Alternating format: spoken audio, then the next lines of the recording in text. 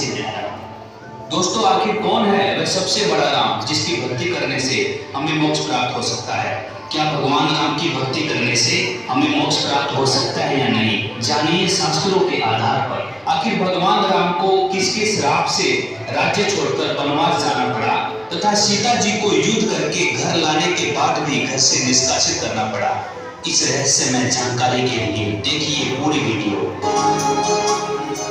आओ इस दिवाली कुछ नया करें, इस दिवाली पटाखों को ना करें, इस दिवाली जुआ सट्टे को ना करें, हर बुराई से दूर रहें और कुछ नया करें। इस दिवाली हम आपके लिए कुछ नया बताने जा रहे हैं जिससे आपका जीवन ही बदल जाएगा।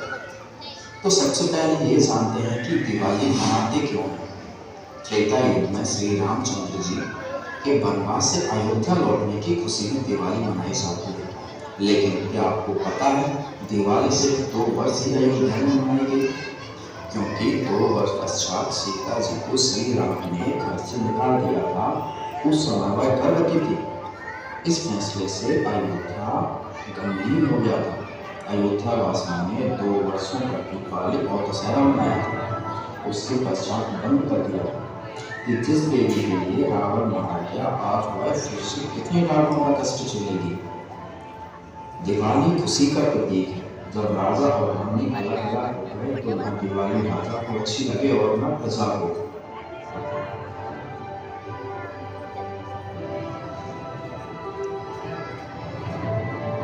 इसलिए दिवाली का पर्व उसी समय बंद हो गया था जो 2 वर्ष मनाया गया। उसी आधार से पूरी जनता यह पर्व मना रही है। अब आप खुद ही विचार कीजिए, क्या दिवाली मनाना सही है? जिसके कारण वर्तमान में प्रदूषण से सभी परेशान, जीव जंतुओं की हत्या, मिठाइयों में मिलावट, दिवाली के दिन ही पटाखों की शोरगुल में लूट और हत्याओं का अंजाम दिया जाता है। इन सभी मुसीबतों से, सभी परेशानियों से बचने के लिए हम आपके लिए लाए हैं जीने की राह, जिससे आपका जीवन खुशियों में बदल जाएगा। हर दिन खुशी की दिवाली मनाई जाएगी। परमात्मा को पाना बहुत आसान है, सतलोक में जाना बहुत आसान है, लेकिन कल भगवान ने तो हमारे ऊपर ये ऐसे ऐसे बोझ लाद रखे हैं, जैसे 56 प्रकार की पूजाएं, नाना प्रकार की रीति रिवाजें जिनका कोई औचित्य नहीं। हम बेमतलब अपना समय व्यर्थ करते थे, जैसे होली मनाते हैं, दिवाली मनाते हैं। अब इसमें के फंड शुरू कर दिया, बम भटकावेंगे।